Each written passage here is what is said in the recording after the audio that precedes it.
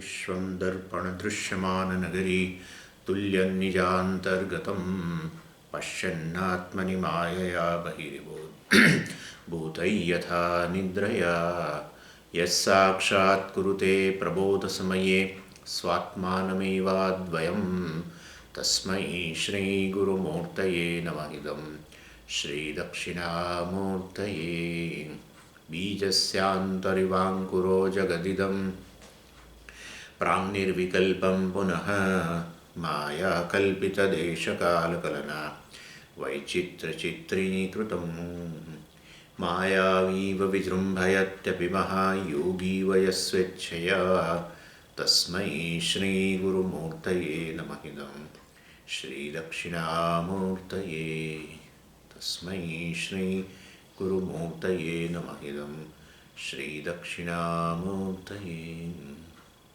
ॐ सहना भवतु सहनौ भुनक्तु सह वीर्यं करवावहै तेजस्विनावधीतमस्तु मा विद्विषावहै।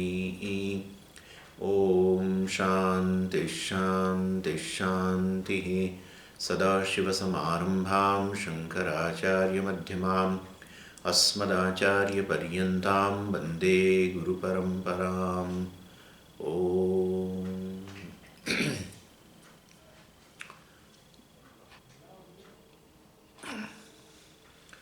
बीजो श्लोक। अलब्ध्वातिशयं यस्माद् व्यावृत्तास्तमबाधयः गरीयसे नमस्तस्मै अविद्याग्रन्थिभेदिने।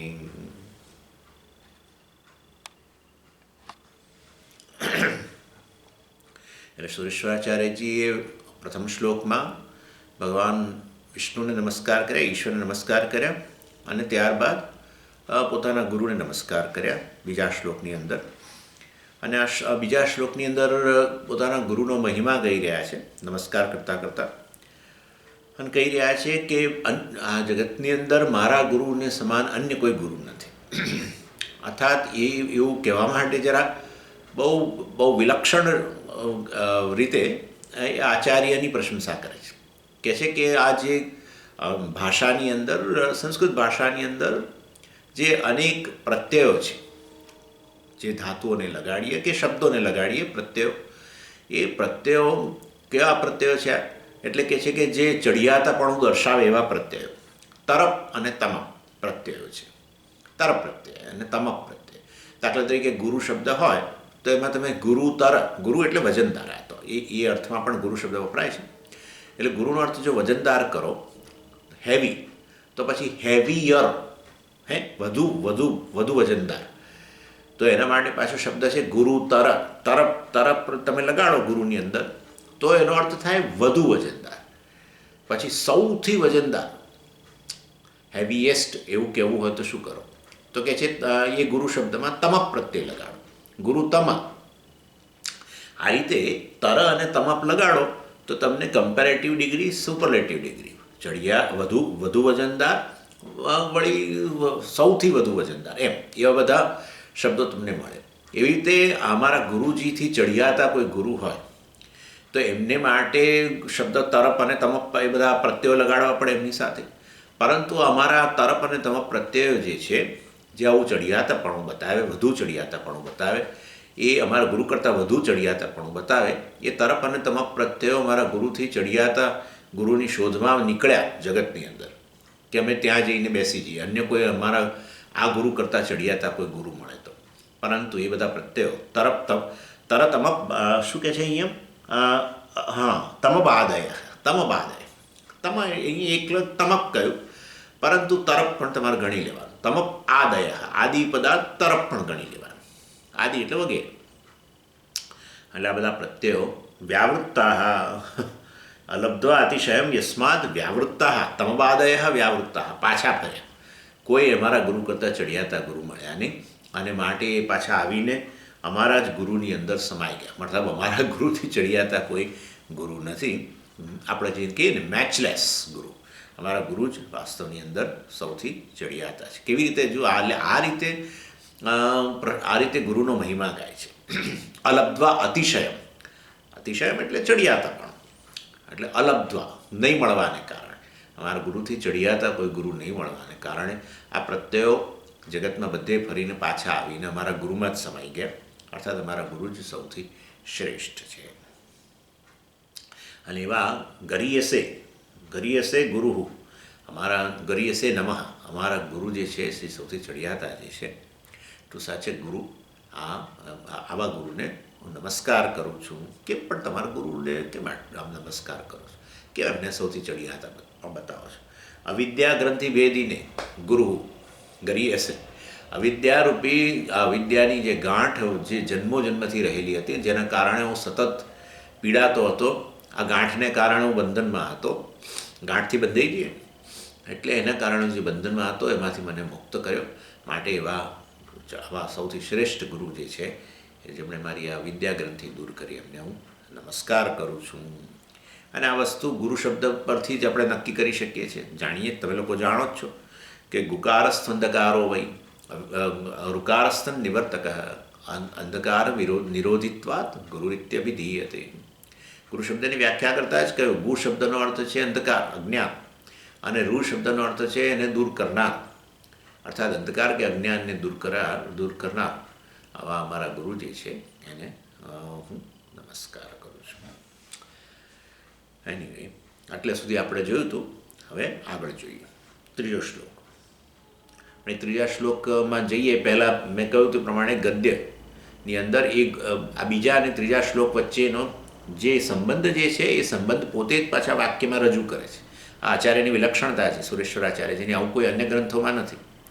એ બે શ્લોકો વચ્ચેનો સંબંધ કોઈક બીજા ટીકાકાર કે બીજા કોઈ આચાર્ય જે છે એ પ્રગટ કરે, પરંતુ અહીંયા પોતે જ આચાર્ય પોતે શ્લોકની રચના કરે છે આ ગ્રંથમાં, અને પાછા એ શ્લોક વચ્ચેનો સંબંધ પણ પોતે જ બતાવે છે. એટલે એ ગદ્ય વિભાગ છે, આપણે જોઈએ વાક્યના રૂપમાં રહેલો છે, જોઈએ પછી શ્લોક જોઈએ. નમસ્કાર નિમિત્ત સ્વ આશય આવિષ્કરણાર્થ. અને પછી શ્લોક કહે છે, વેદાંતોદર સંગૂઢમ સંસારોત્સારી વસ્તુગમ જ્ઞાનમ વ્યાકૃતમપ્યન્યૈઃ વક્ષે ગુર્વનુ શિક્ષયા. એટલે નમસ્કાર કર્યા સૌથી પ્રથમ ઈશ્વરને, પ્રથમ શ્લોકમાં, બીજા શ્લોકમાં ગુરુને નમસ્કાર કર્યા, એમનો મહિમા ગાયો.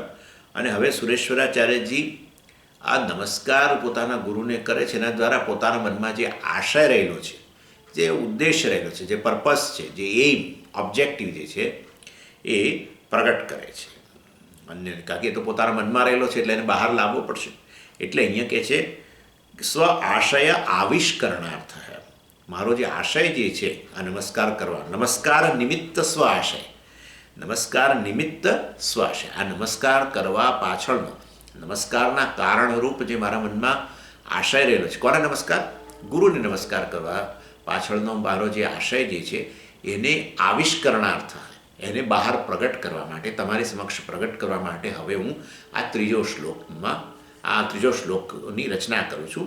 અર્થાત એ ત્રીજા શ્લોકમાં મારો આશય નમસ્કાર કરવા પાછળનો, ગુરુને નમસ્કાર કરવા પાછળનો આશય હું પ્રગટ કરું છું. શું કહે છે?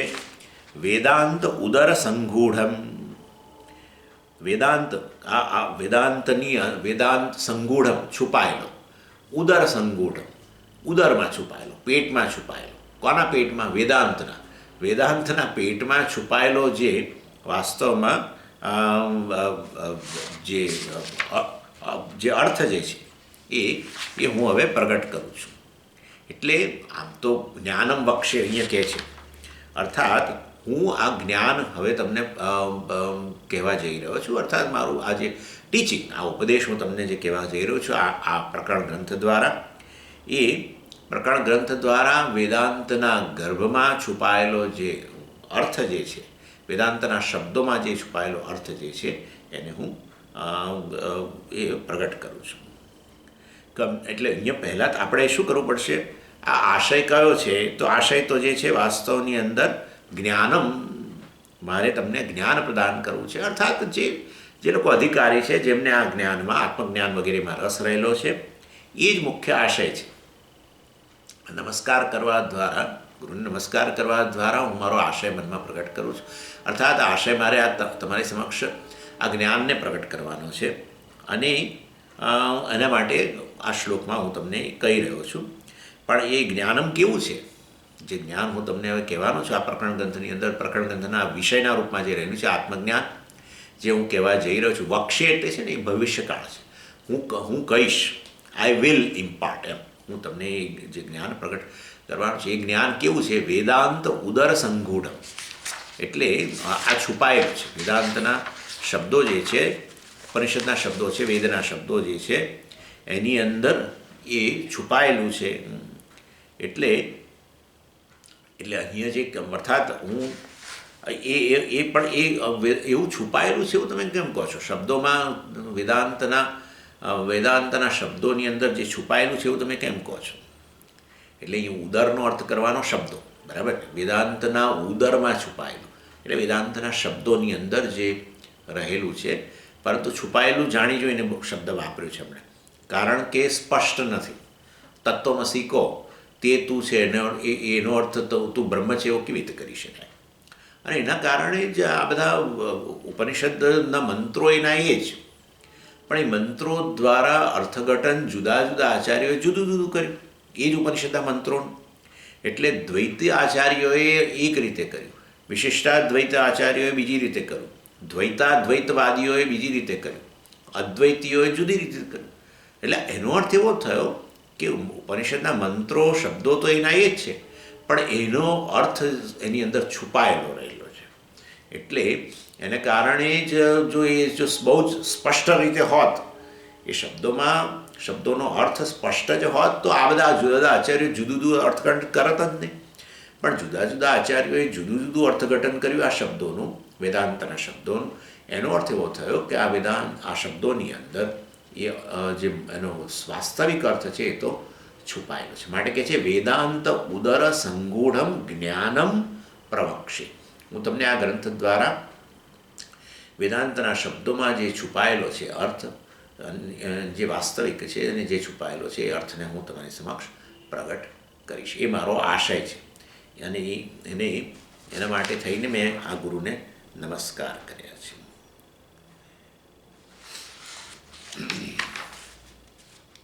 અને અર્થાત એ આ જ્ઞાનનો વિષય કયો છે એ પાછું જોડે જોડે કહે છે.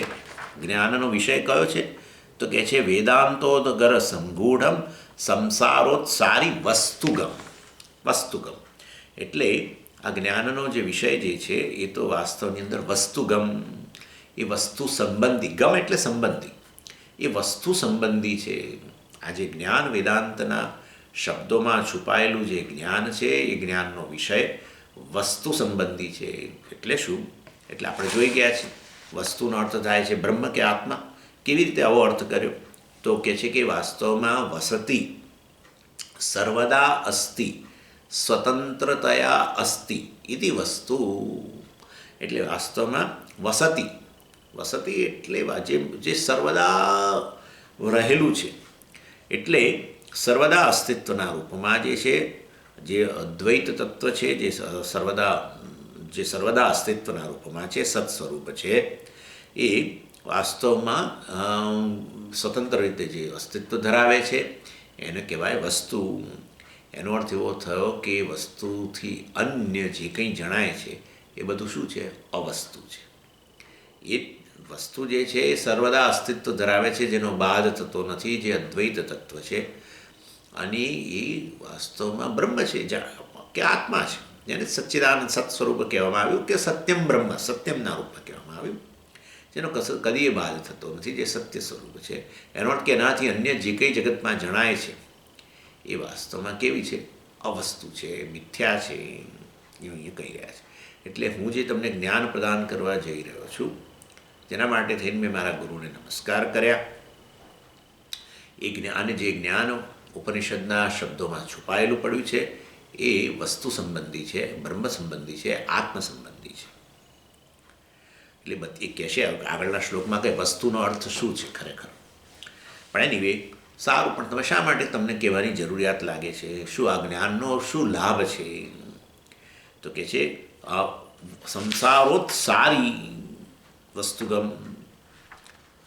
સંસારોત્સારી, સંસારનો નાશ કરનારી છે. આ સૃ ધાતુ છે ને, એ એ શ્રુ ધાતુમાંથી વાસ્તવની અંદર શ્રુ સરતી, આપણે એના માટે એના પરથી સંસાર શબ્દ પણ વાપરીએ છીએ. સમ્યક સરતી ઇતિ સંસાર, જે સારી રીતે સરકે છે, જે જઈ રહ્યું છે, સતત નાશ પામી રહ્યું છે. એટલે એના પરથી તમે કોઝલ રૂટ બનાવો તો સારયતી થાય. સરતીને બદલે સારયતી, એટલે જે નાશ કરે છે. નાશ થાય છે એ સરતી, પરંતુ નાશ કરે છે એટલે સારયતી. એમાં પાછું એમાં પ્રિફિક્સ ઉમેર્યો એટલે ઉત્સારયતી, જે નાશ કરે છે, જે એલિમિનેટ કરે છે. એટલે ઉત્સારયતી ઇતિ ઉત્સારી, જે નાશ કરે છે એને ઉત્સારી કહેવાય. નપુંસકલિંગ શબ્દ છે. કેમ નપુંસકલિંગ શબ્દ કરો છો? કારણ કે પેલું જ્ઞાનમનું વિશેષણ છે. ઉત્સારી જ્ઞાનમ, આ જ્ઞાન જે છે એ નાશ કરનારું છે, સંસારનો નાશ કરનારું છે. અને માટે એટલે સંસાર ઉત્સારી છે ને, કહ્યું ને સંસારોત્સારી, સંસારસ્ય ઉત્સારી, ષષ્ઠી તત્પુરુષ, સંસારનો નાશ કરનાર છે. સંસાર એટલે શું પણ? એટલે સંસાર એટલે પેલા 7 તબક્કા યાદ કરો, જે આપણે અવધારિકામાં કહ્યા હતા. એને અવિદ્યાથી શરૂ કરીને છેક વાસ્તવમાં દુઃખ ઉત્પન્ન થાય ત્યાં સુધીનું જે ચક્ર જે છે એને સંસાર કહેવાય. એટલે શું?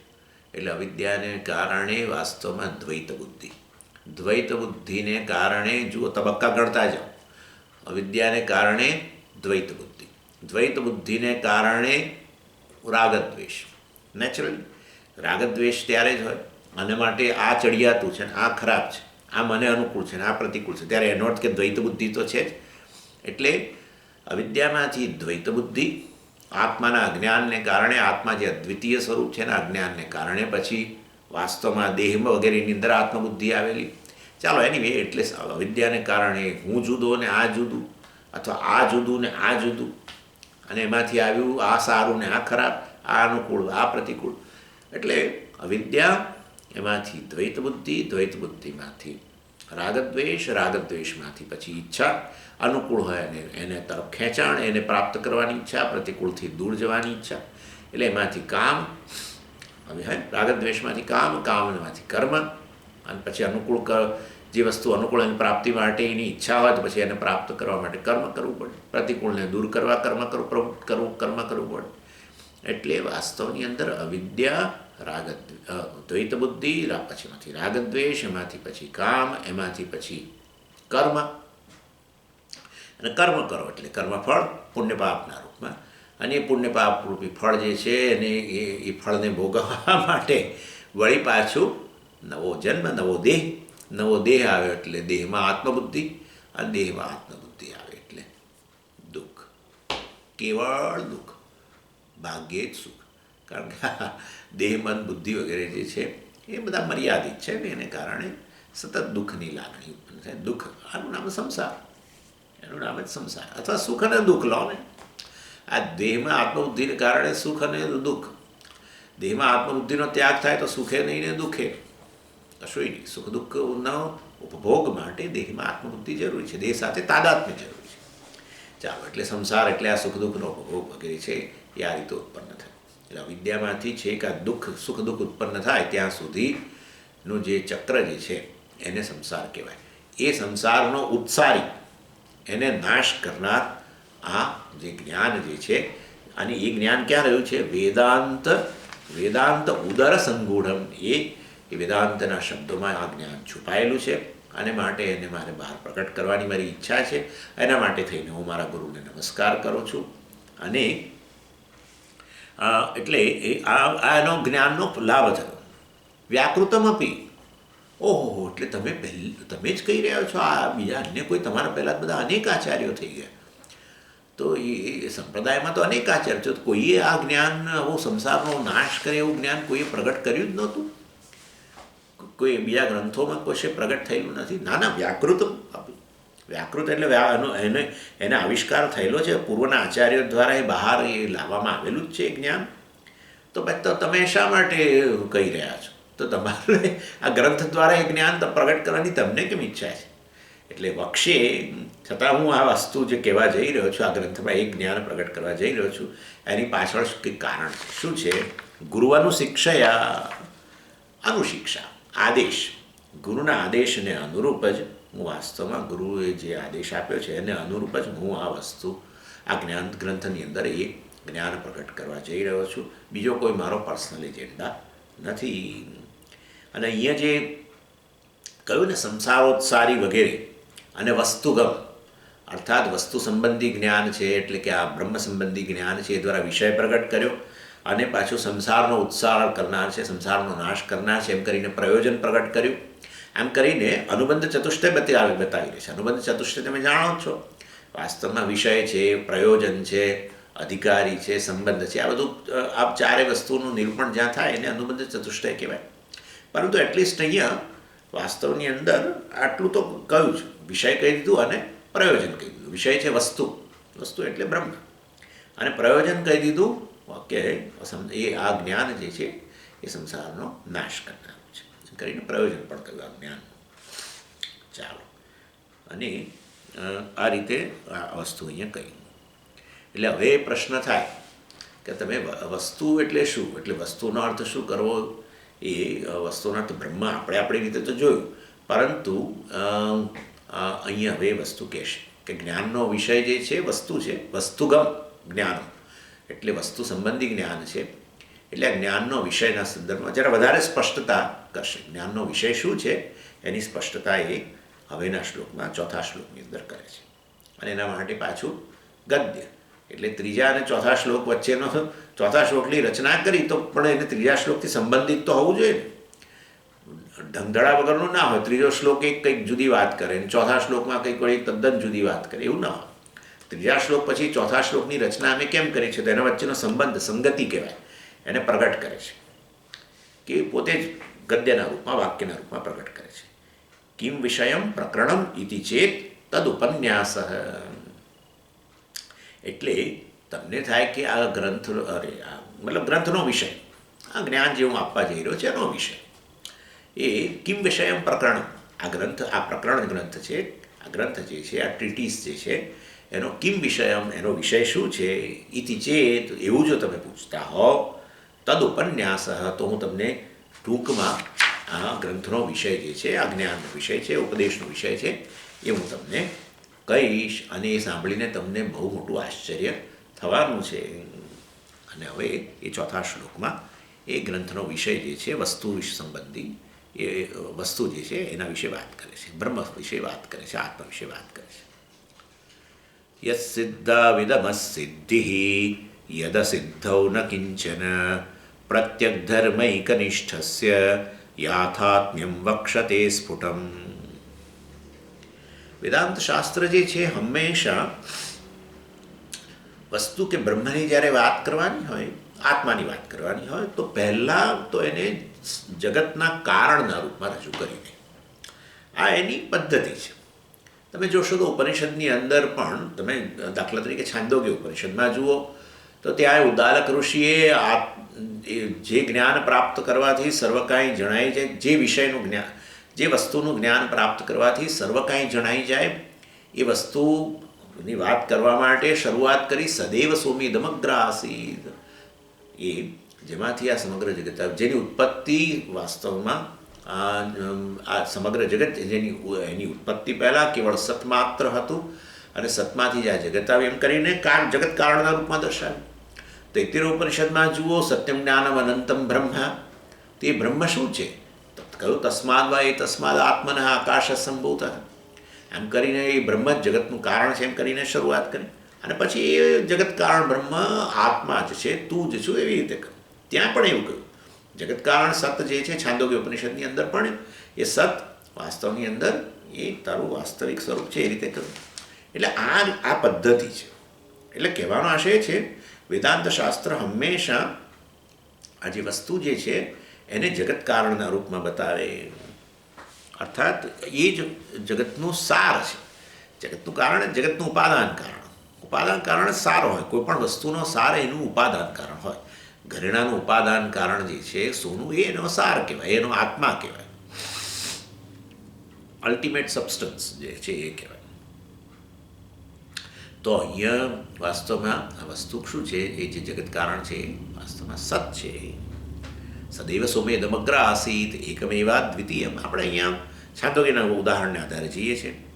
એટલે સદૈવ સૌમ્ય એ સત જ વાસ્તવની અંદર એ અસ્તિત્વ જ જે છે એમાં દરેકમાં એ જ જોડાયેલું છે. ઉપાદાન કારણ સર્વમાં વ્યાપક હોય તો જગતમાં સૌથી વ્યાપક વસ્તુ તો અમને એક જ દેખાય છે, અને એ છે સત. કારણ કે અસ્થિ અસ્થિ અસ્થિ અસ્થિ અસ્થિ ઇઝનેસ કહીએ ને આપણે અંગ્રેજીમાં, ઇઝનેસ, ઇઝ બધા સાથે જોડાયેલું છે. કોઈ પણ વસ્તુ, આકાશથી શરૂઆત કરો, આકાશ હોય, વાયુ, અગ્નિ, જળ, પૃથ્વી અને એમાંથી બનેલા બધા જગતના પદાર્થો બધામાં is is is is is, બરાબર. અને છેવટે ઇઝ બોલનારો પણ ઇઝ. આઈ સાથે ઇઝ ન વાપરો તો એમ વાપરો, આઈ એમ. અવસ્થાઓ તમે જુઓ કેટલી બધી, આપણી જાગ્રત, સ્વપ્ન, સુષુપ્તિની અવસ્થાઓ, એમાંય પણ આ છેવટે આઈ એ તો રહેવાનો જ છે. એટલે વાસ્તવમાં કહેવાનો આશય એ છે કે આ સમગ્ર જગતમાં એક વસ્તુ સૌથી વ્યાપક જણાય છે. જગતનું કારણ, મતલબ કારણ, ઉપાદાન કારણ હોય એ વ્યાપક હોય, વ્યાપેલું હોય કાર્યની અંદર. જગત કાર્ય છે, તેમાં સૌથી વધુ વ્યાપેલી વસ્તુતા અસ્થિ જ છે. અને માટે અસ્થિને જ અહીંયા છાંદોગ્યમાં સત કહેવામાં આવે. એટલે વસ્તુ જે છે, એટલે એ વસ્તુ કઈ છે, સતરૂપે છે. અને આ જે સત છે એના વિશે આપણે આમ તો ઘણીવાર પહેલાં વાત કરી ગયેલા છીએ. સત હોય, વસ્તુ હોય, બ્રહ્મ હોય, એના સંદર્ભમાં આપણે કેટલાક મુદ્દાઓ ચર્ચેલા છે. અને એનો સાર, મતલબ કે ઉપનિષદમાં એ સત વસ્તુ વિશે શું કહેવાયું કે ભાઈ એ સત જે છે એ જગતનો ભાગ નથી, જગતનું કાર્ય નથી, કે જગતનો ગુણધર્મ નથી. આ એક્ઝિસ્ટન્સ જે છે એ જગતનો ભાગ નથી, કોઈ પણ વસ્તુનો ભાગ નથી. ભલે ને તમને વસ્તુ સાથે જોડાયેલું જણાતું હોય. જેમ કે હું કહું કે મોબાઈલ છે, તો આ અસ્થિ, એક્ઝિસ્ટન્સ, એ એની સાથે મોબાઈલ સાથે જોડાયેલું છે, નામરૂપ સાથે જોડાયેલું છે. એટલે આપણને થાય કે આ અસ્થિ જે છે એ મોબાઈલનો ભાગ છે, અથવા મોબાઈલની ઉપજ છે, કે મોબાઈલનો ગુણધર્મ છે. એવું નથી. અસ્થિ વાસ્તવમાં સ્વતંત્ર વસ્તુ છે, નામરૂપ પરતંત્ર છે. નામરૂપ અસ્થિને પરતંત્ર છે, અસ્થિ નામરૂપને પરતંત્ર નથી. એટલે પહેલું તો આ સત સ્વતંત્ર વસ્તુ છે. તો જ આપણે કહીએ, આપણે કહ્યું ને હમણાં, વસ્તુ એટલે શું, સર્વદા અસ્થિ, સ્વતંત્રતયા અસ્થિ ઇતિ વસ્તુ, વસતિ ઇતિ વસ્તુ. વસતિ એટલે શું, અસ્થિ અસ્થિ અસ્થિ અસ્થિ, સર્વદા અસ્થિ, હંમેશ માટે છે. અને જે પાછું સ્વત છે તો બરાબર છે, પણ સ્વતંત્ર છે. નામરૂપ એને પરતંત્ર છે. નામરૂપનું અસ્તિત્વ આ કોને આભારી છે, વસ્તુને આભારી છે. વસ્તુ હંમેશા છે, એનું સ્વરૂપ જ સત છે, અસ્થિ છે, એક્ઝિસ્ટન્સ. એટલે એક તો પહેલો મુદ્દો આ થયો કે વાસ્તવમાં એ સત જે છે એ કે અસ્તિત્વ છે એ વાસ્તવની અંદર કશાનો કોઈ નામરૂપનું કે પદાર્થનું જણાતું, એ પદાર્થનો કોઈ ભાગ નથી, પદાર્થનો કોઈ ગુણધર્મ નથી, કે પદાર્થની ઉપજ નથી, પદાર્થનું કાર્ય નથી. અને એ મતલબ એ પદાર્થ કરતાં આ બધા નામરૂપ કરતાં સ્વતંત્ર છે, નામરૂપને વ્યાપીને રહેલું છે, અને નામરૂપને અસ્તિત્વ પ્રદાન કરે છે. અને એ વાસ્તવમાં એ નામરૂપના બાદ થઈ ગયા પછી પણ એ અસ્થિ ચાલુ રહે છે. અને એ વસ્તુ તમે જોઈ શકો છો. મોબાઈલ જે તમે કહો છો, મોબાઈલ નામ, અને એને અનુરૂપ એક આ રૂપ, જે પણ એનું રૂપ છે, એ રૂપ જે છે એનો બાદ થઈ જાય તો એ નામનો બાદ થઈ જાય. દાખલા તરીકે તમે એનામાંથી પેલા એના ઘટકો છૂટા પાડી દો, તો હવે તમે મોબાઈલ શબ્દ બોલતા જ નથી, અને એ પેલું મોબાઈલનું રૂપ પણ નથી રહ્યું. હવે તો પેલા બધા અવયવોનો ઢગલો થઈ ગયો, હે ને, એના બધા કમ્પોનન્ટ્સનો ઢગલો થઈ ગયો. તો હવે તમે કહો છો બધા અવયવો, હવે તમે મોબાઈલ નથી બોલતા. આપણે કહીએ ભાઈ મોબાઈલમાંથી તો બધું બહાર કાઢીને મૂક્યું છે, તો મોબાઈલ બોલો ને, ના. હવે બધા અવયવોનો ઢગલો, બધા પાર્ટ્સ, આ બધા પાર્ટ્સ છે, પાર્ટ્સ, નવો શબ્દ આવે. અને એને માટે જે એક રૂપ હોય, અને આ રીતે તમે એમ બધું કરો આગળ, તો વાસ્તવની અંદર નામ અને રૂપ તો જતા જાય છે, પણ પેલું અસ્થિ અસ્થિ અસ્થિ અસ્થિ અસ્થિ તો ચાલુ જ રહે છે. મોબાઈલ છે, અવયવો છે, ફલાણા, પછી અવયવોમાંથી આગળ વધો તો બીજું કંઈક તમે નામ બોલશો, એનો વિભાગ કર્યા પછી એનીવે ઇન શોર્ટ નામરૂપ છે એ બાધિત થતા જાય છે, પણ આ અસ્તિત્વ ક્યાંય જતું જ નથી.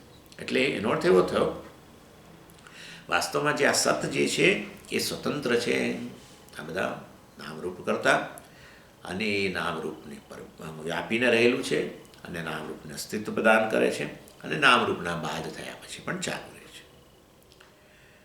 અને એ જ વાસ્તવમાં એનો અર્થ કહ્યો કે એને જ વસ્તુ કહેવાય, આ સત છે એને જ વસ્તુ કહેવાય. કારણ કે આપણે કહ્યું કે વસતી હતી વસ્તુ, જે હંમેશ માટે જ રહે જ છે. તો હંમેશ માટે રહેનારી વસ્તુ તો અસ્તિત્વ જ છે, ઇઝનેસ છે પણ છે. અને તો પછી આ શું છે? અમે અમને કંઈક તમે સમજાવો તો સારું. આ વસ્તુ અમે તો કંઈક જાણી શકતા નથી આ રીતે. એટલે પછી આગળ કહે છે, ના અહિતદાત્મ વિદગુમ સર્વમ સાત્મા તત્વમસી શ્વેતકેતો. એ જગત કારણ જે સત છે, જે સમગ્ર જગતના વ્યાપક છે, જે અસ્તિત્વના રૂપમાં રહેલું છે, જે છેપણાના રૂપમાં રહેલું છે, એ વાસ્તવમાં એ તો સ આત્મા, એ જગત કારણ સત તો આત્મા છે. તે આત્મા તો મારામાં અંદર રહેલો છે. ના તત્વમસી, એ જગત કારણ સત તું જ છું. એટલે તું એટલે તમારે કહેવું પડે હું તમને કહું તમે જગત કારણ છો, તમે મને એમ કહો કે તમે જગત કારણ છો, તો આ તો મેળ જ ન પડે. હું જ્યારે કહું કે તમે એ જગત કારણ સત છો, ત્યારે તમારે શું કહેવું પડે? હું જગત કારણ સત છું. અર્થાત આ વસ્તુ જે છે, જે સતના રૂપમાં છે, જે વ્યાપક સર્વવ્યાપક છે, જેનો કદી બાદ થતો નથી, જે અસ્તિત્વ સ્વરૂપ છે, એ સત હું એટલે કે ચૈતન્યના રૂપમાં રહ્યો છે, સર્વના સાક્ષીના રૂપમાં રહેલો છે. સાક્ષીનો બાદ થતો નથી. અન્ય બધી વસ્તુઓનો બાદ થઈ ગયા પછી પણ જે સાક્ષીના રૂપમાં ચાલુ રહે છે. કહેવા માટે કે સર્વનો બાદ થઈ ગયો, એનો અર્થ કે આ સાક્ષી કોન્શિયસનેસ છે, ચિત્ત જે છે, એ જ વાસ્તવમાં સત છે. અર્થાત કે બહુ મોટું જગત કારણ સત, જગતમાં સર્વવ્યાપક જે સત છે, એ તો આ ચિત્તના રૂપમાં રહેલું છે. એટલે અહીંયા કહે છે વાસ્તવમાં પ્રત્યેક ધર્મૈક નિષ્ઠસ્ય, એટલે પ્રત્યેક ધર્મ, એ પ્રત્યેક ધર્મનો અર્થ થાય છે આત્મા. એ હું તમને સમજાવું હવે. પ્રત્યેક ધર્મ એકનિષ્ઠમ વસ્તુ છે ને, આ વસ્તુ જે છે પ્રત્યેક ધર્મ એકનિષ્ઠમ. આ જોઈએ હવે આપણે. એટલે પ્રત્યેકનો અર્થ થાય છે સૌથી અંદર. એટલે અહીંયા કંઈ તમારે અંતરની દ્રષ્ટિ નહીં જોવાનું, દેશની દ્રષ્ટિએ સૌથી અંદર એવું ન બોલાય. સૌથી નિકટતમ, સૌના સારરૂપ, એ તો અહમ જ છે. અહમ જ સૌથી નજીક રહેલો છે. અહમ જ વાસ્તવમાં બધામાં વ્યાપક છે. આ પાંચે પાંચ કોષોની અંદર, અન્નમયની અંદર એ અહમ છે. પ્રાણમયમાં, મનોમયમાં, વિજ્ઞાનમયમાં, સર્વમાં એ વ્યાપેલો છે અહમ, અને એ સૌથી નજીક છે. અર્થાત પ્રત્યેક આત્મા જે છે, પ્રત્યેક ધર્મનો અર્થ અહીંયા આત્મા કરવાનો, એનું કારણ છે. ચાલો, પણ પ્રત્યેકનો અર્થ થયો સૌથી પહેલાં સૌથી નજીક. ચાલો, અને ધર્મનો અર્થ શું થાય? સ્વામી, ધર્મનો અર્થ તો ધારણા ધર્મ તમે કહો છો. સૌને ધારણ કરનાર, સમગ્ર જગતને ધારણ કરનાર તો અમને એક જ વસ્તુ દેખાય છે, યજ્ઞ, સમર્પણની ભાવના. જગતનો પ્રત્યેક તત્વ પોતાની આહુતિ આપી દે છે, એના કારણે તો જગત ટકેલું છે. સૂર્ય પોતાની આહુતિ જળમાં આપે, મતલબ કે સમુદ્રમાં, અને સમુદ્ર પોતાની આહુતિ વરાળ રૂપે આપે ને ભાઈ વરમાંથી વાદળો થાય, વાદળો પોતાની આહુતિ વૃષ્ટિના રૂપમાં આપે, વૃષ્ટિ શેમાં આપે? પૃથ્વીમાં. અને પૃથ્વી પોતાની આહુતિ આપી દે અન્નના રૂપમાં, અન્ન પોતાની આહુતિ આપે ઉદરની અંદર, ઉદરમાં,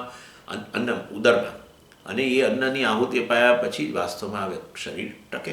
આમ સમગ્ર જગત, આ તો એક નાનું આપણે ઉદાહરણ લીધું. એવમ પ્રવર્તિતમ ચક્રમ ન અનુવર્તયતી હય ગાયુરીદિયા રામ એક્સેટ્રા. ભગવાને ત્રીજા અધ્યાયમાં કહ્યું આ યજ્ઞ જે છે એ જ સૂર છે. આ સમગ્ર જગતરૂપી ઓર્કેસ્ટ્રા એક સૂરથી બંધાયેલું છે, અને એ છે આ યજ્ઞ, સમર્પણ.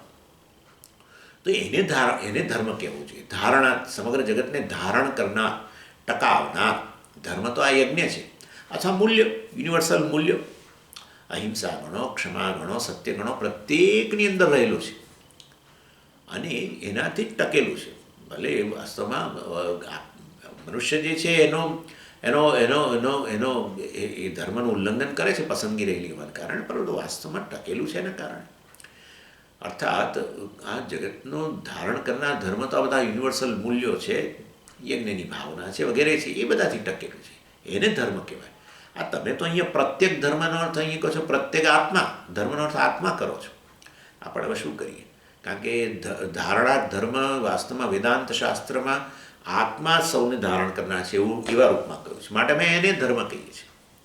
આત્માને કારણે જ બધું ટકેલું છે. અને આત્માને કારણે ટકેલું છે કે બ્રહ્મને કારણે ટકેલું છે? બ્રહ્મને કારણે ટકેલું છે. બ્રહ્મને કારણે ટકેલું છે કે આત્માને કારણે ટકેલું છે? આત્માને કારણે. શું તમે શું ગાણપણ કરો છો? ના ના, પ્રત્યેક ધર્મ એકનિષ્ઠ. એ પ્રત્યેક આત્મા જ વાસ્તવમાં બ્રહ્મ છે, એ જ વસ્તુ છે, એ જ સત છે. એનાથી જ આ સમગ્ર જગત ધારણ થયેલું છે. અસ્તિત્વ વગર ક્યાંથી જગત ધારણ થાય?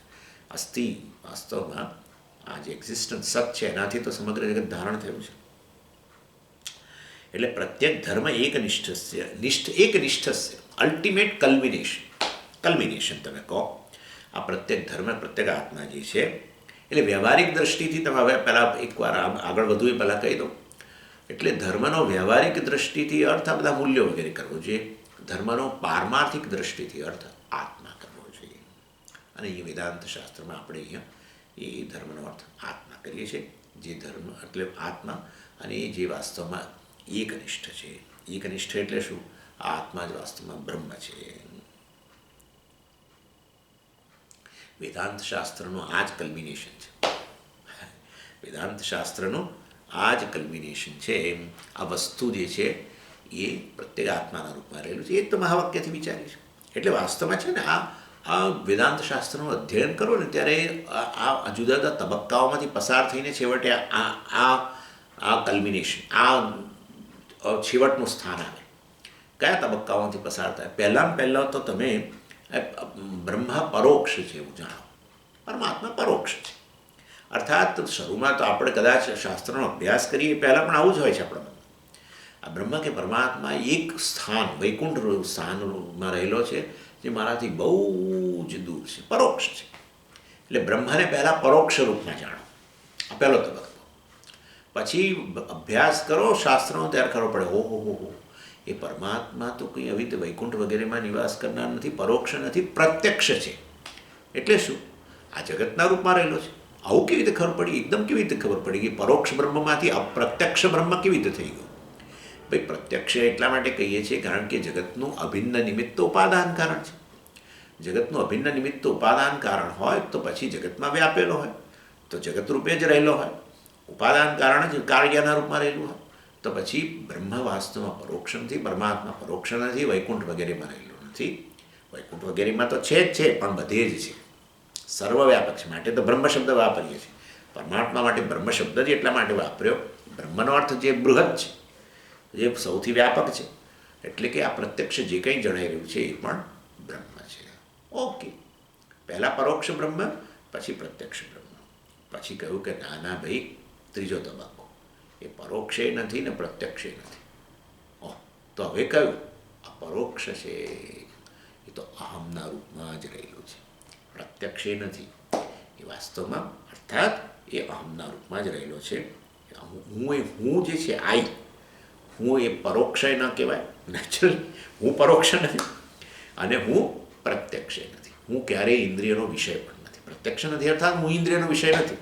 જગત ઇન્દ્રિયનો વિષય છે, માટે જગતને બ્રહ્મ કહ્યું એ બરાબર છે, પ્રત્યક્ષ બ્રહ્મ. પણ એનાથી આગળ વધીને કહ્યું કે એ બ્રહ્મ જેને તમે પ્રત્યક્ષ કહો છો એ તો ખરેખર અપરોક્ષ છે. અયમ આત્મા એટલે યત સાક્ષાત અપરોક્ષાત બ્રહ્મ. એ બ્રહ્મ જ વાસ્તવમાં અપરોક્ષ, અર્થાત કોઈ વૃત્તિના વ્યવધાન વગર, વૃત્તિથી પ્રકાશિત થયા વગર પણ જે સતત સ્વયં પ્રકાશ રૂપે ભાસી રહેલો છે, અહમના રૂપમાં ભાસી રહેલો છે, જે અપરોક્ષ છે, એ જ અપરોક્ષ છે. અહમ જે છે એ જ વાસ્તવમાં બ્રહ્મ છે. એટલે આ રીતે પ્રત્યેક ધર્મ એકનિષ્ઠ, જે અહમ જે પ્રત્યેક આત્મા છે એ જ વાસ્તવમાં બ્રહ્મ છે. તે આવું તમને ક્યાંથી ખબર પડી ગઈ?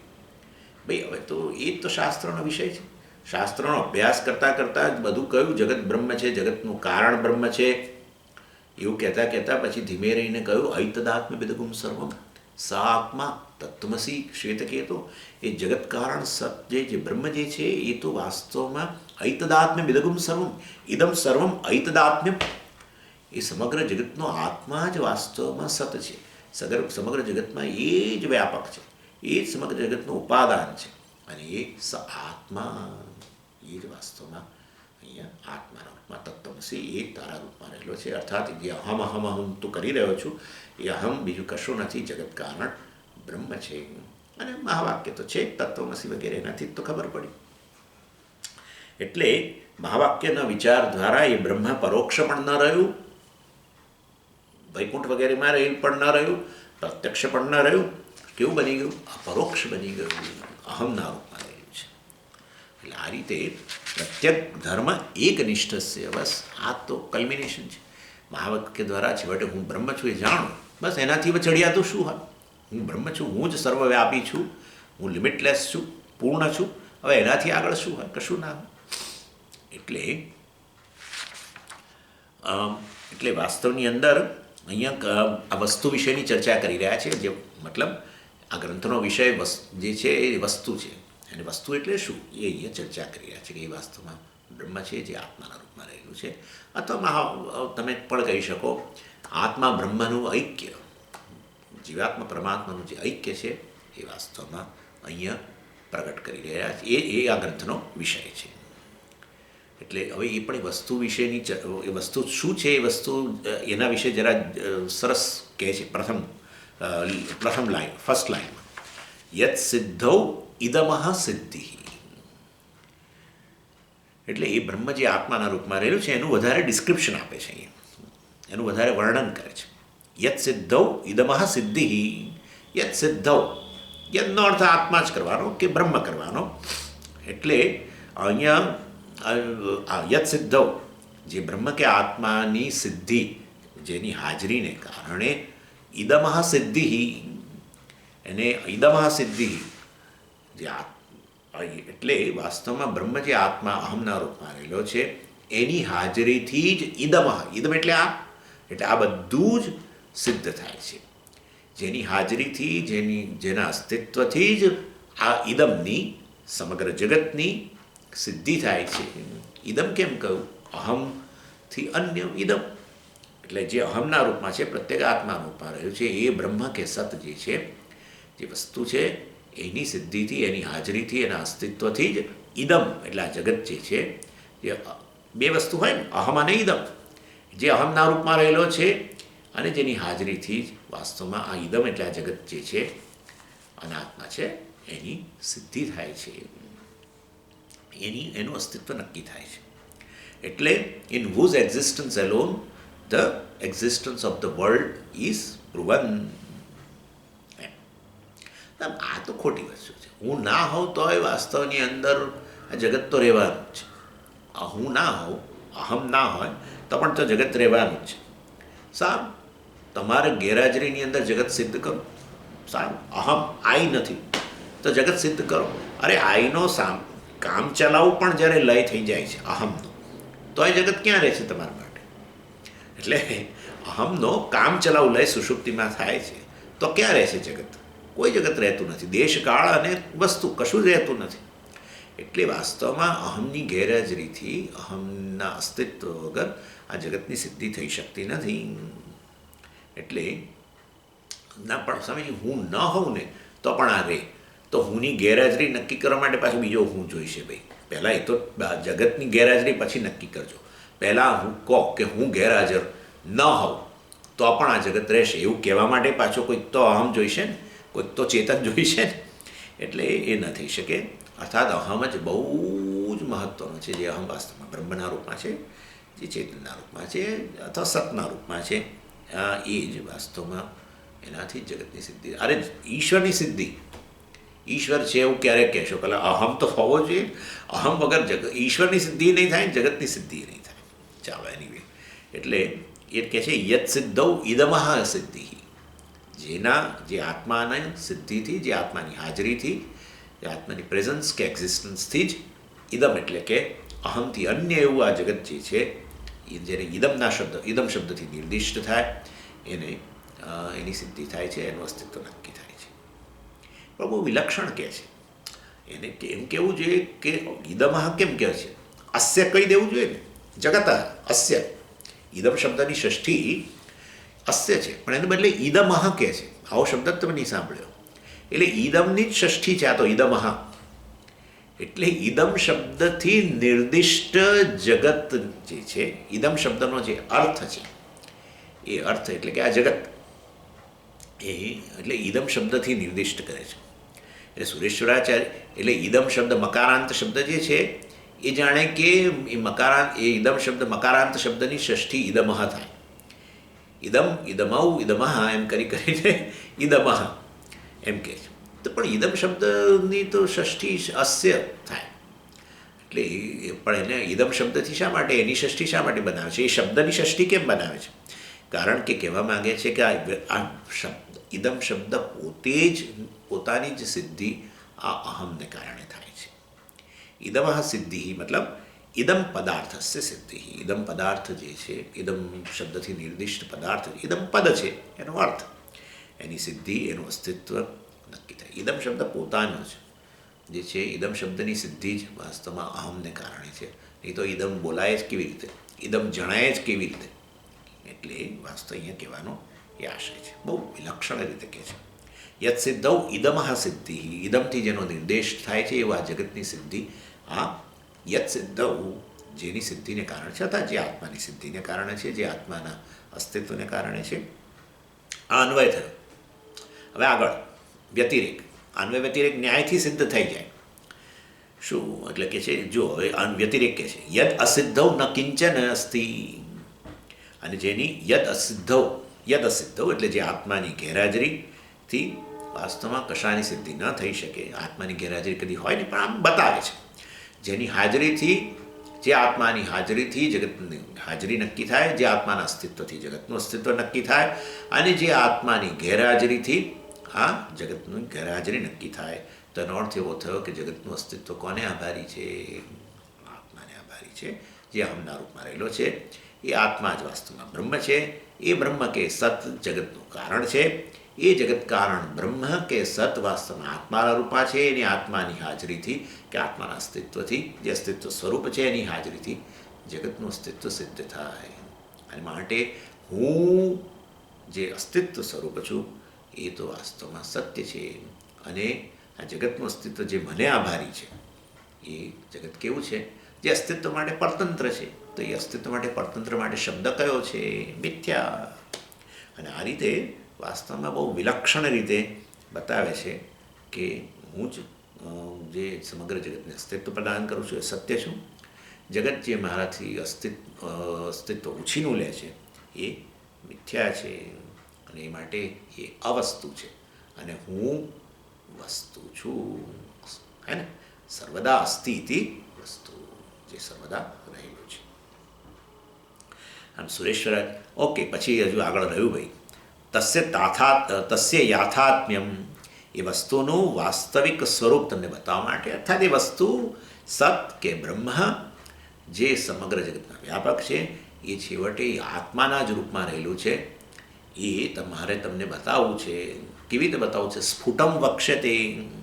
બહુ સારી રીતે તમને એ વસ્તુ તમને તમારા મનમાં સ્પષ્ટ કરી આપી છે. અને માટે એના માટે થઈને હું આ નૈષ્કર્મ્ય સિદ્ધિ નામનો ગ્રંથ રચી રહ્યો છું. એટલે આ નૈષ્કર્મ્ય સિદ્ધિનો વિષય કયો થયો? હું. લાગે છે કે આપણને નૈષ્કર્મ્ય સિદ્ધિ ટાઇટલની અંદર ક્યાંય દેખાતું નથી હું, પરંતુ આ રીતે ખબર પડે છે. નૈષ્કર્મ્ય સિદ્ધિનો વિષય છે બ્રહ્મ, જે આત્માના રૂપમાં છે, અહમના રૂપમાં છે. એટલે હું જ આ નૈષ્કર્મ્ય સિદ્ધિનો વિષય છે. સ્ફુટમ વક્ષ્યતે. મારે તમને સ્પષ્ટપણે બતાવવું છે.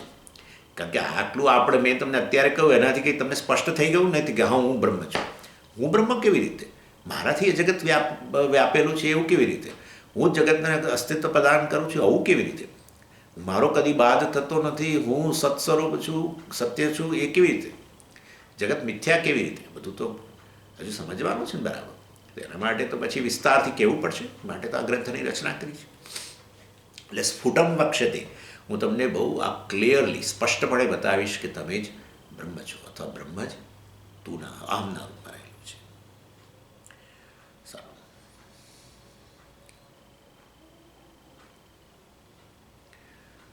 પછી હવે આગળ ગ્રંથની રચનાનો હેતુ વગેરે સ્પષ્ટ કરે છે.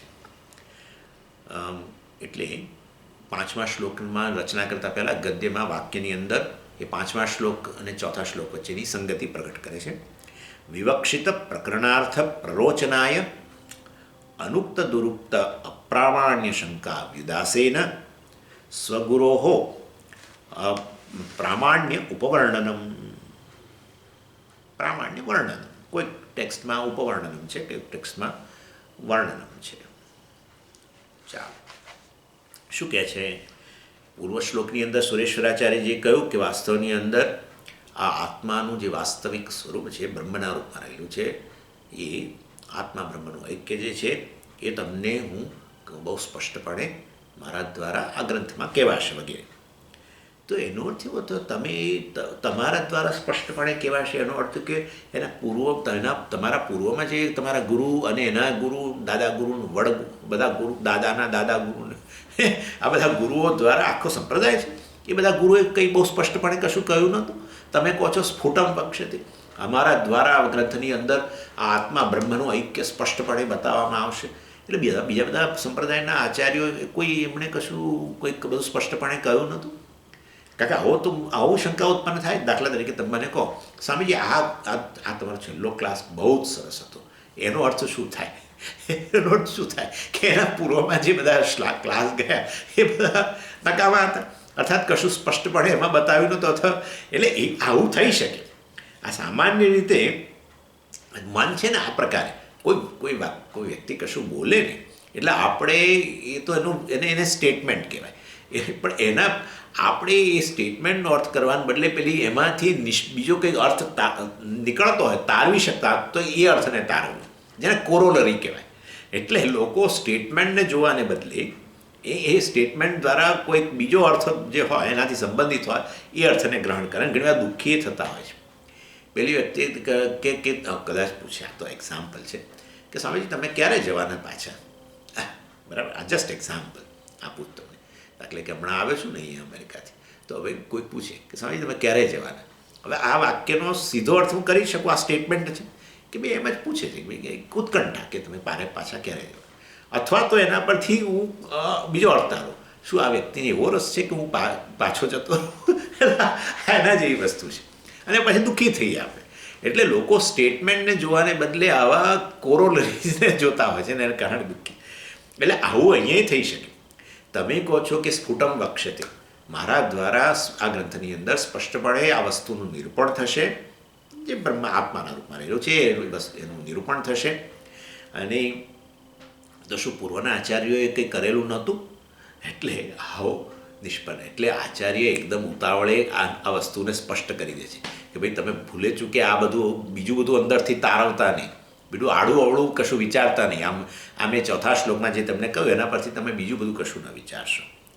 એટલે એ વસ્તુ અહીંયા સ્પષ્ટ કરે છે આ ગદ્યની અંદર. પહેલાં પછી શ્લોકમાં એ વસ્તુ સ્પષ્ટ કરશે. શું કહે છે જુઓ, કે છે કે અનુક્ત દુરુક્ત અપ્રામાણ્ય કારણ શંકા વ્યુદાસેન. વ્યુદાસ એટલે દૂર કરવું, એટલે બાય વ્યુદાસેન રામેણ, બાય એલિમિનેશન, એટલે નિરાશ કરવો. વ્યુદાસ એટલે ચાલો નિરાશ, ગુજરાતીમાં શબ્દ નિરાશ દ્વારા. શેનો નિરાશ? પણ શંકા વ્યુદાસેન, શંકાનું નિરાકરણ. કઈ શંકા? એટલે કે છે અનુક્ત દુરુક્ત અપ્રામાણ્ય શંકા. હે ને? અનુક્ત દુરુક્ત અપ્રામાણ્ય કારણ શંકા. હા, એટલે બે વસ્તુ હોય છે. આમાં એવું છે કે આચાર્ય જે છે એ અહીંયા આવી આપણી જે ગેરસમજ ઉત્પન્ન થાય એમના પેલા 4થા શ્લોક દ્વારા એની અહીંયા નિરાકરણ કરે છે. હવે આ જે સ્ટેટમેન્ટ આપણે જોયું, અનુક્ત દુરુક્ત અપ્રામાણ્ય કારણ શંકા વ્યુદાસેન, એટલે એવું હોય છે ઉપદેશ જે અપાતો હોય ને, ટીચિંગ, એમાં બે પ્રકારના દોષ હોય. અહીંયા ટીચિંગ માટે આપણે શબ્દ રાખીશું ઉક્તમ, કહેવાય, ઉપદેશ અપાય. કોના દ્વારા? આચાર્ય દ્વારા. કોને? શિષ્યોને. એને આપણે ઉક્તમ કહીએ. એટલે એમાં બે દોષ રહેલા હોય છે, અનુક્તમ અને દુરુક્તમ. જ્યારે કશું કહેવાય આચાર્ય દ્વારા શિષ્યોને, ત્યારે શક્યતા છે કે કોઈક વસ્તુ ઓમિટ થઈ જાય, કોઈક વસ્તુ રહી જાય, એટલે અધૂરું રહી જાય. કહ્યું ખરું પરંતુ પૂરેપૂરું ન કહ્યું, અધૂરું કહ્યું, એને અનુક્ત દોષ કહેવાય. ઓમિટ થઈ ગયું, રહી ગયું, અધૂરું રહી ગયું, એટલે એને આપણે અનુક્ત દોષ કહીએ. ઉક્ત એટલે ટીચિંગ, એની અંદર અન ઉમેરેલો, અનુક્ત કહેવાનું રહી ગયું. બીજું આ એક દોષ. દુરુક્તમ એટલે વાસ્તવની અંદર કહેવાયું તો ખરું, બધુંય કહેવાયું, પણ કેટલુંક જે વાસ્તવમાં ખોટી રીતે કહેવાયું, ખોટું, જેનાથી ખોટું અર્થઘટન શિષ્યના મનમાં ઉત્પન્ન થાય, તો આ દોષ કહેવાય ટીચિંગની અંદર. એટલે બે પ્રકારના દોષ હોય છે, અનુક્ત અને દુરુક્ત. કોઈક વસ્તુ છૂટી જાય અથવા કહેવાય બધું પરંતુ કશું ખોટું કહેવાઈ જાય અને એને કારણે ગેરસમજ ઉત્પન્ન થાય, ખોટું અર્થઘટન થાય. એટલે એને આવા દોષ ધરાવતું ટીચિંગ જે હોય, બે પ્રકારના દોષ, અનુક્ત અને દુરુક્ત, ઓમિશન અથવા તો આ રીતે ખોટું ગેરસમજ ઉત્પન્ન કરે એવું, મતલબ એવું પ્રકારનું કંઈક કહેવાયું, તો આ બંને દોષને કારણે એ ટીચિંગ જે છે, ઉપદેશ જે છે ગુરુનો, એ કેવો બની જાય? દોષયુક્ત બની ગયો. અને દોષયુક્ત હોય તો આપણે કહીએ કે ભાઈ એ પ્રમાણભૂત નથી, એટલે અપ્રામાણ્ય કહેવાય. બરાબર? અનુક્ત અને દુરુક્ત આ બંને જે છે એ દોષને કારણે વાસ્તવની અંદર કેવું બની ગયું? એ ગેરસમજ ઉત્પન્ન કરે, એને કારણે એ અપ્રામાણ્ય શંકા ઉત્પન્ન થાય. અને એટલે વાસ્તવની અંદર અને અપ્રામાણ્ય શંકા અર્થાત એમના ટીચિંગ વિશે આ પ્રમાણે એમના પ્રમાણભૂત નથી એવી શંકા ઉત્પન્ન થાય. માટે એ શંકાના નિરાકરણ કરવું જોઈએ. અને એના માટે થઈને હું 5મો શ્લોક રચું છું, એમ અહીંયા કહે છે. એટલે અનુક્ત દુરુક્ત અપ્રામાણ્ય કારણ શંકા વ્યુદાસીન. એટલે આ જે શંકા ઉત્પન્ન થાય અપ્રામાણ્ય માટે જે ઉપદેશ છે એમાં એનું પ્રમાણભૂત નથી, એના માટે બે દોષ જવાબદાર છે. અને એ બે દોષ દ્વારા આ ઉપદેશનો પ્રમાણભૂત નથી એવું જે કારણ, એના કારણરૂપી જે આ શંકા જે છે, એટલે આ દોષ જે છે કારણ બને એમ કહેવાનો આશય છે. અને માટે અપ્રમાણ્ય શંકા જે ઉત્પન્ન થાય છે એનું નિરાકરણ કરવા માટે વાસ્તવમાં હું હવે તમને આ શ્લોકમાં કહી રહ્યો છું એમ કહે છે. એ તો બરાબર છે. એટલે સ્વગુરોહો પ્રામાણ્ય ઉપવર્ણનમ, એટલે સ્વગુરોહો પ્રામાણ્ય વર્ણનમ. અને માટે મારા ગુરુ જે છે એમનું તમે ભૂલે ચૂકે રખે માનતા કે મારા પહેલાંના આચાર્યોએ આ બધું સ્પષ્ટપણે કહ્યું નથી એવી શંકા, ભલે આ તમને 4થા શ્લોકમાંથી એવી શંકા ઉત્પન્ન થઈ હશે, કારણ કે મેં કહ્યું સ્ફુટમ વક્ષ્યતે, આ વસ્તુનું સ્વરૂપ પ્રત્યેગાત્મા બ્રહ્મ છે, એ વસ્તુને હું સ્પષ્ટ રીતે તમને આ ગ્રંથમાં કહીશ. એનાથી તમને શંકા ઉત્પન્ન થઈ કે મારા પહેલાંના આચાર્યો, એટલે મારા સૌથી પ્રથમ તો મારા ગુરુ જ આવે, ગુરુ જ મારા પ્રથમ આચાર્ય, પછી એ ઉપર બીજા બધા. એટલે મારા ગુરુના ઉપદેશ વિશે તમને કોઈ આવી શંકા ઉત્પન્ન થાય કે એ પ્રોપર નહીં હોય, એમનામાં દોષ રહેલા હશે, એમને પૂરતા પ્રમાણમાં ઉપદેશ નહીં આપ્યો હોય અથવા આપ્યો હોય પરંતુ ખોટી રીતે વર્ણન કર્યું છે, માટે પોતે કહી રહ્યા છે કે હું સ્પષ્ટપણે કહીશ. તમે આવી શંકા તમારા મનમાં ઉત્પન્ન થાય આવા દોષને કારણે, એવી શંકા તમે એના નિરાકરણ કરવા માટે, અને સ્વગુરોહો પ્રામાણ્ય વર્ણનમ, મારા ગુરુનું પ્રામાણ્ય જે છે, મારા ગુરુનું ટીચિંગ, મતલબ એમનું એ પ્રમાણભૂત છે એનું વર્ણન કરવા માટે હું આ શ્લોકની રચના કરી રહ્યો છું, 5મા શ્લોકની, એમ કહેવાનો આશય છે. અને ગુરુનું એ તો બરાબર છે, પણ ગુરુનું ટીચિંગ આટલું બિલકુલ દોષથી રહિત છે, બંને પ્રકારના દોષથી રહિત છે, એવું તમારે શા માટે એસ્ટાબ્લિશ કરવું? અરે ભાઈ, એ ગુરુનો ઉપદેશ જ જો આ બધા દોષયુક્ત હોય અને એના કારણે એ પ્રમાણભૂત ન રહે, તો પછી એ ગુરુ પાસેથી મેં જે જ્ઞાન પ્રાપ્ત કર્યું છે એ જ્ઞાન કેવું બની જાય? એ પણ પ્રમાણ રહિત, એ પ્રમાણભૂત ન રહે, એની કોઈ વેલિડિટી ન રહે. અને માટે વાસ્તવની અંદર સુરેશ્વરાચાર્યજી પોતાની વેલિડિટી, પોતાનો ઉપદેશ જે અહીંયા આપવા જઈ રહ્યા છે એનું પ્રામાણ્ય સિદ્ધ કરવા માટે કહે છે કે ભાઈ મારા ગુરુનું જે ઉપદેશ છે એ પ્રમાણભૂત છે, વેલિડ છે, અને એના માટે થઈને આ શ્લોકમાં બતાવશે. હવે નથી આ ઘણીવાર શું થતું હોય, ઘણીવાર મા બાપ ઠપકો આપે બાળકને, તું તો મૂર્ખ છો ને બુદ્ધુ છું ને આવો છું ને તેવું, પણ વિચારે નહીં કે એ છેવટે પોતાના જાય ઊભું રહે, કારણ કે બાળકનું કારણ માતા પિતા જ છે છેવટે તો. અને માટે એવી રીતે જો ગુરુઓનો ઉપદેશ જ પ્રમાણભૂત ન હોય તો પછી એ શિષ્ય જેણે ઉપદેશ પ્રાપ્ત કર્યો છે અને એ ઉપદેશ પ્રાપ્ત કરીને પછી આ ગ્રંથની રચના કરી રહ્યા છે તો એ કશાનું પ્રામાણ્ય ન રહે. અને માટે એ વસ્તુ અહીંયા કહી રહ્યા છે. અને સારું, પણ ગ્રંથનું તમારે એસ્ટાબ્લિશ કરવાની શું જરૂર છે? ગુરુનો ઉપદેશ પ્રમાણભૂત છે માટે મારો ઉપદેશ પ્રમાણભૂત છે જે આ ગ્રંથમાં હું આપી રહ્યો છે એવું તમારે એસ્ટાબ્લિશ કરવાની જરૂર શું છે? ગ્રંથના પ્રમાણની વિશે તમારે વળી શું નક્કી કરવાની જરૂર કે કહેવાની જરૂર છે? વિવક્ષિત પ્રકરણાર્થ પ્રરોચનાય, એટલે વિવક્ષિત પ્રકરણનો અર્થ એટલે વિષય. આ જે પ્રકરણ છે, આ ગ્રંથનો જે વિષય છે એ જો પ્રમાણભૂત નહીં રહે, એ જ વેલિડ નહીં હોય તો તમને વિશ્વાસ આવવાનો જ નથી, મતલબ પ્રમાણભૂત નથી એટલે તો પછી તમને આ ગ્રંથના વિષયમાં રસ પડશે નહીં. અને માટે પ્રરોચનાય, એમાં તમને રસ ઉત્પન્ન થાય. પ્રકરણ અર્થ પ્રરોચનાય, આ પ્રકરણનો જે વિષય છે જીવ બ્રહ્મ ઐક્ય છે, જેના વિશે હું તમને સ્પષ્ટતાથી કહેવા જઈ રહ્યો છું, એમાં રસ ઉત્પન્ન થાય. એ રસ ઉત્પન્ન કરવા માટે આ ગ્રંથના વિષયમાં તમને વિશ્વાસ, શ્રદ્ધા હોવી જોઈએ, પ્રમાણભૂત છે એવી શ્રદ્ધા હોવી જોઈએ. એ પ્રમાણભૂત એટલા માટે છે કારણ કે મેં બધું આ જ્ઞાન ક્યાંથી પ્રાપ્ત કર્યું છે? મારા ગુરુઓ પાસેથી પ્રાપ્ત કર્યું છે. અને માટે મારા ગુરુનું પણ જે ઉપદેશ છે એ પ્રમાણભૂત છે. અને માટે મારા ગુરુનું જે જ્ઞાન છે, ઉપદેશ છે, એ પ્રમાણભૂત છે એવું સિદ્ધ કરવું મારા માટે બહુ જરૂરી છે. એને વિવક્ષિત માટે મારી વિવક્ષા છે કે હું જે પ્રકરણનો વિવક્ષિત પ્રકરણ એટલે હવે જે હું કહેવા જઈ રહ્યો છું એ ગ્રંથના વિષયમાં તમને રસ ઉત્પન્ન થાય એના માટે એમાં તમારી શ્રદ્ધા હોવી જરૂરી છે અને એના માટે એ પ્રમાણભૂત છે એવું સિદ્ધ કરવું જરૂરી છે. અને એના માટે મારા ગુરુનું પ્રામાણ્ય પણ હું સિદ્ધ કરી રહ્યો છું. કેટલું લાંબુ કે છે. અને હવે આ વિષય જે છે એની વાત કરે છે. અરે આ મતલબ ગુરુનો ઉપદેશ અને મારો ઉપદેશ એ બંનેમાં શું તફાવત છે એ બતાવે છે. ગુરુક્તો વેદરાદ્ધાંતઃ તત્ર નો વચ્મ્ય શક્તિતઃ સહસ્રકિરણવ્યાપ્તે ખદ્યોતઃ કિં પ્રકાશયેત. એટલે વ્યાપ્તે હે નહીં, વ્યાપ્તે જ રહેશે.